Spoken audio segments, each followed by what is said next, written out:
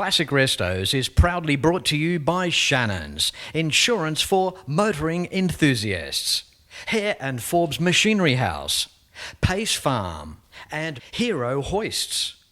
If there is one Chrysler event here in Australia not to be missed, it's this one. Welcome to the 27th annual Chryslers on the Murray on this week's Classic Restos.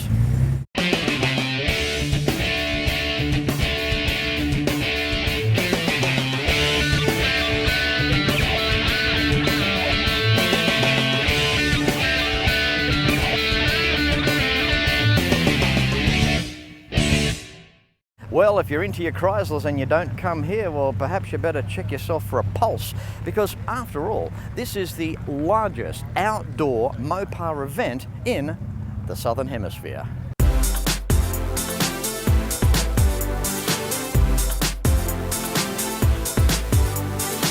Now, I may say that every year, and it's true. It's also an incredible accolade for the Albury Wodonga Chrysler Club.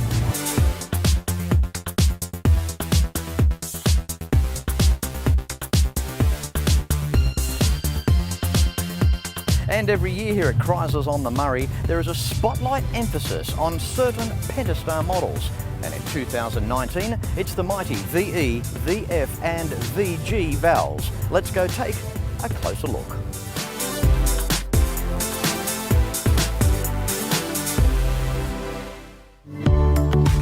It started back in October of 1967 with the launch of the all-new shape VE. Was it good? Well, it won Wheels Car of the Year, so I guess that tells us something. The VE Valiant was based on the Dart, built by Dodge in the USA. Kinda becomes confusing because the Valiant in the United States was built by Plymouth. This all-new shape was a radical change from the robust predecessor, the VC Val. There are a few firsts with the VE, such as dual-line brakes with a tandem master cylinder, front seat belts and disc brakes on V8 models, just to name some. All VE Valiants had a high level of standard equipment. It was price competitive to the Falcon and the Holden, and by the time the VF was introduced in 1969, almost 69,000 VE Valiants were made. By the time the VF rolled around in March of '69, things started getting pretty classy at Chrysler Australia for a few reasons. This year was the first to host the two-door Valiant Coupe, and what a cracker. To some, this was the nicest Valiant ever made on the Australian market. The VF range was also the first aimed at the youth market with the introduction of the Pacer. The VF continued to cater to the luxury market too, as the Regal 770 and the longer back-doored VIP was a thorn in the side for Holden's Brougham and Ford's Fairlane. The VG range was introduced in March of 1970. This was to be the last of the square, straight-lined car, before a more fuselage shape was to come. We said goodbye to the trusty slant 6 engine of 225 cubic inches and welcomed the Hemi, and this was Chrysler Australia's finest hour. At 245 cubic inches, this engine liked a rev. It made nice power, and that meant the Valiant in 1970 was even harder to catch. At a cost of around $33 million to develop, it was well worth it, and it gave the competition's smaller V8s an incredible run for their money. And speaking of the VG Valiant, here's one that will simply blow you away. It's in the custom category, and it's its first time to Chryslers on the Murray. Found the car down at the Peninsula off a guy that had it in very original condition, and I believe he had the car for his daughter, and the power steering obviously wasn't part of it. And it was really difficult for her to get around the corners and all that, so he thought he'd get rid of it. So along came me. I picked it up. It was a beautiful little car, very stock standard, and yeah, the plan was to try and just do it up a little bit, and obviously we got a little bit carried away and started really modifying the car, and there you have it. So the interior was a stock standard interior, which we then fully customised with leather bucket seats and custom console and all the rest of it. The only original part of the interior really is just the dash. The engine is a Hemi 265 with triple Webers, and it's got a 904 diff behind it with a 5000 stall converter. Bit of fun. The intake manifold was custom designed. It has an air scoop down the bottom at the front of the car, so we can have some fresh air inducted straight into the carbies. The paint colour is a DNA custom colour. The name of the colour is called Spilt Blood, being a really nice candy deep red. Back when I was a teenager, around 18, 19 years old, I had a friend who had an original E49 Charger, and he took me for a drive one day, and the noise, just the feel of the car, the Webers, and just the pure exhilaration and the excitement I felt as a young lad. I think that was probably the first time I fell in love with with the Chargers and Valiants in general. For anyone that's halfway through a build or thinking of taking on a project like this of this magnitude, the only advice I can give you really is to try and just do your homework and make sure you've got the right person who actually knows how to fabricate metal and can deliver a great result. It's never going to be smooth. There's always going to be headaches along the way, but you just work through them, and it is worth it in the end. Did you know that Shannons attend more classic vehicle events here in Australia than any other insurance company? One reason for that is, well, they're the best at what they do. And that's another reason to make sure that your classic is insured with them. Why not pick up the phone and give Shannons a call for a quote and a chat on 134646. And while you're at it online, check out the Shannons Club. For more information, go to shannons.com.au.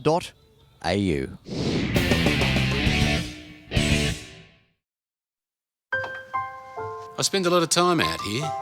The RT Charger's the real deal. An E49. Remember A-Charger? I've always got projects on the go, so Shannon's laid-up cover helps protect my restorations. I'm Mopar through and through. It's a passion Shannon's understands. I wouldn't insure my cars and bikes with anyone else. Shannons, insurance for motoring enthusiasts. Call 134646 for a quote.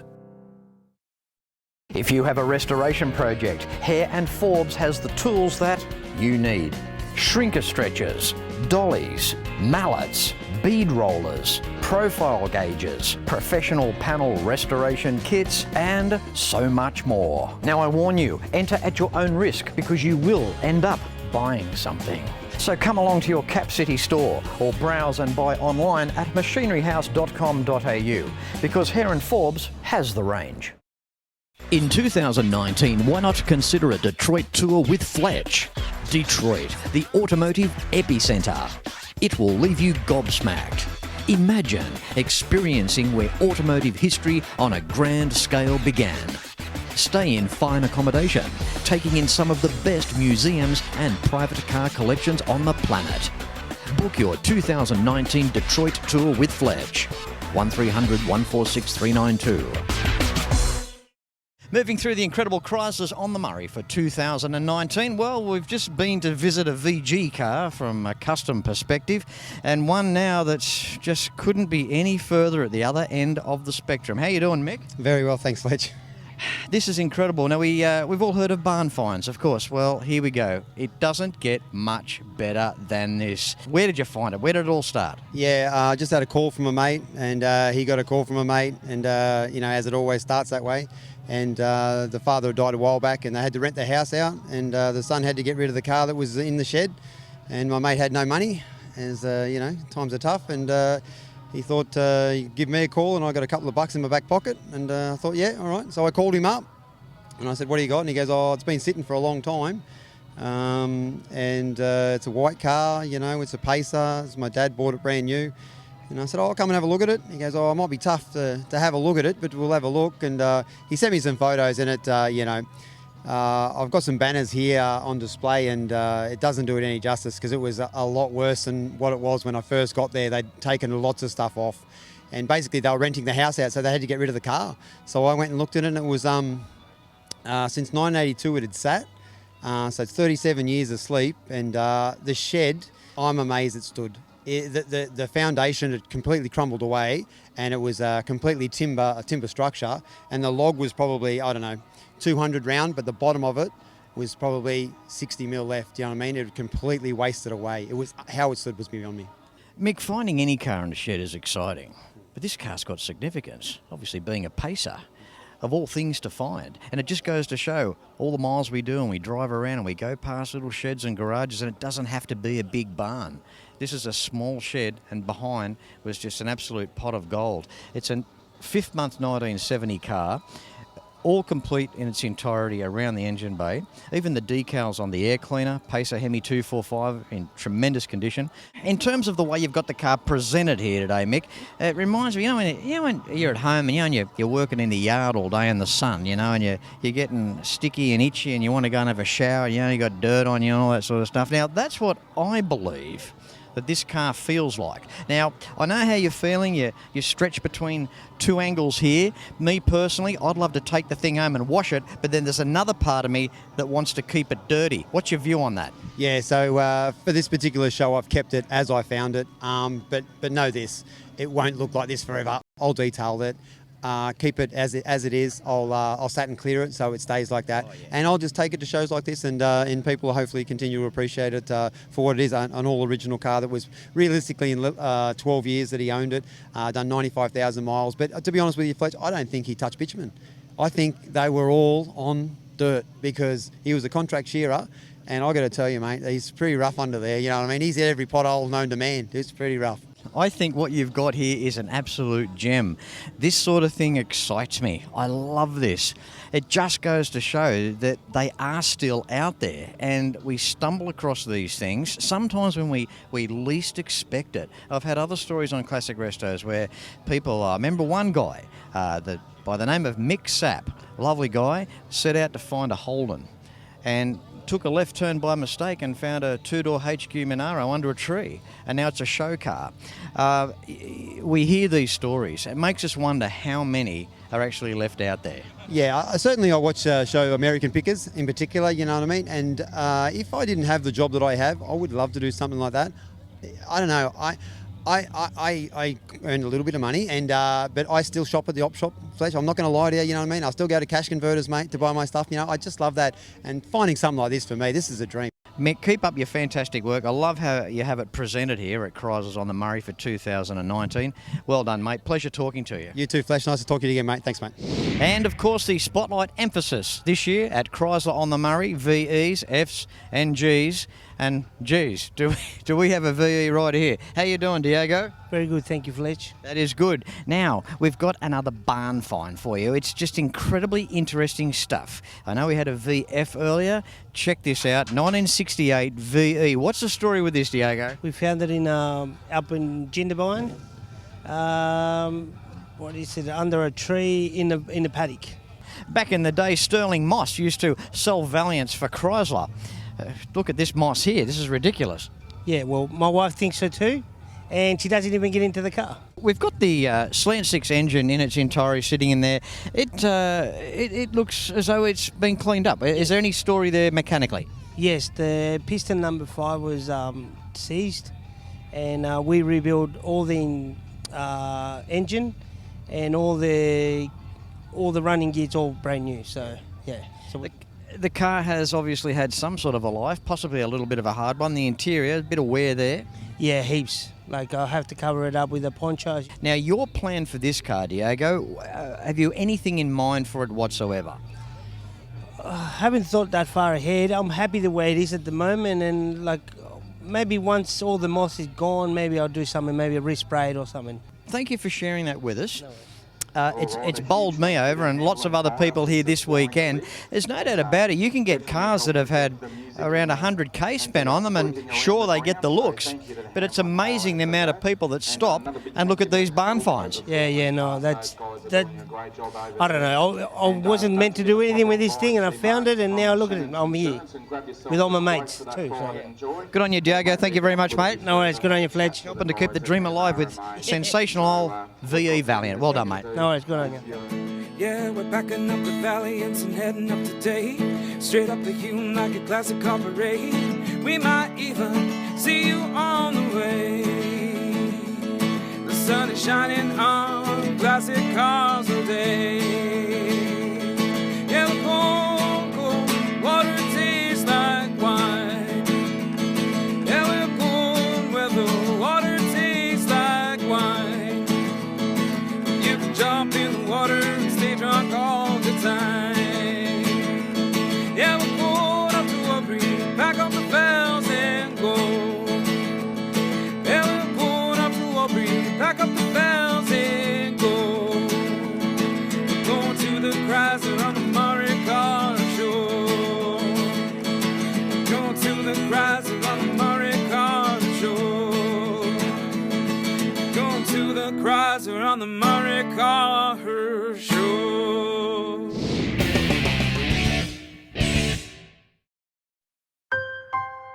We've always had a few cars. They're all special. The T-Bird. Oh, that's mine. The Combi for when we want to get away. The XR8. It's going to be a classic. They're all insured with Shannons, We've also got Shannon's home and contents cover. which helps protect our automotive collectibles, tools and memorabilia in the home and garage. If you're motoring enthusiasts like us, it's got to be. Shannon's. Shannons, insurance for motoring enthusiasts. Call 13 46 46 for a quote.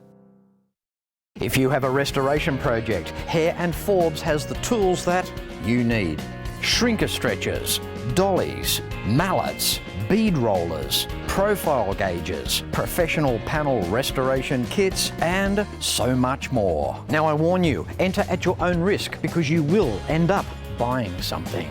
So come along to your Cap City store or browse and buy online at machineryhouse.com.au because Hare and Forbes has the range. In 2019, why not consider a Detroit tour with Fletch?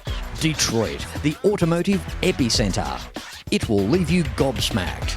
Imagine experiencing where automotive history on a grand scale began.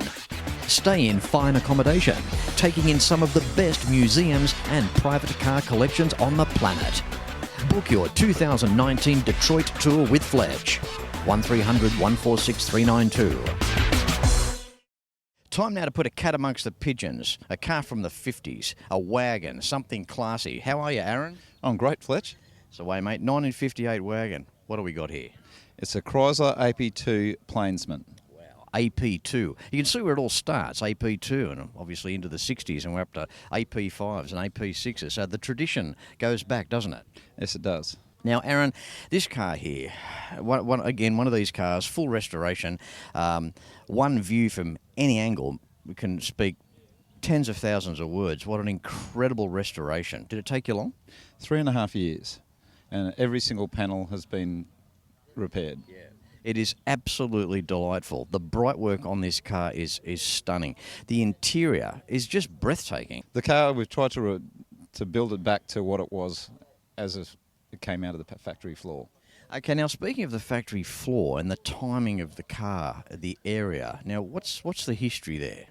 Okay, so the car, we believe, was purchased here in Albury by the local mayor at the time, and his wife was possibly the person that drove the car around. Isn't that amazing? This is the interesting side of our classic cars. Not just the car, but the history. I'm very much into that. Now, period correcting the theme of the car, this gorgeous green interior. You've made a little console holder there in the back seat for the drinks. That probably wasn't around in 1958, but it's probably a sensible touch now for the car. Yeah, so the mild custom that we've done, yeah. There you go, mate. You don't want your drinks going everywhere inside the thing. Right through to the back. And now you've got your father here, Bill. Looks like it's a bit of his stuff maybe left over from maybe when you're a young bloke in the back there, Aaron. Yeah, he's got a small collection of things that he's had over the years that we've put into the car, yeah. Isn't that nice? And obviously everything in the back of that station wagon here, accentuated by the tailgate on the outside. Have a go at the hinges. Those outside hinges, a couple of bits of construction steel there holding the tailgate on. That's not going to come off in a hurry. No, it's not, Fletch. It's as strong as you can get. Now, being a strong old car, what's it like to drive? It's a dream to drive.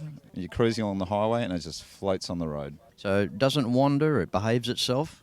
Well, once you get up to a higher speed in the hundreds and you're going around large corners, it wasn't really made for that because back in the day they were all dirt roads. Now, Aaron, speaking of the car, its drivability, now 1958 power steering staring at you there in the centre hub of the steering wheel. How gorgeous is that? Power steering 1958 car. Was this pretty well round about the first of the introduction of power steering? Yeah, we believe that it was around the first of the power assist steering that Chrysler put into the production, yeah. What is the colour? You've got a two-tone going on here.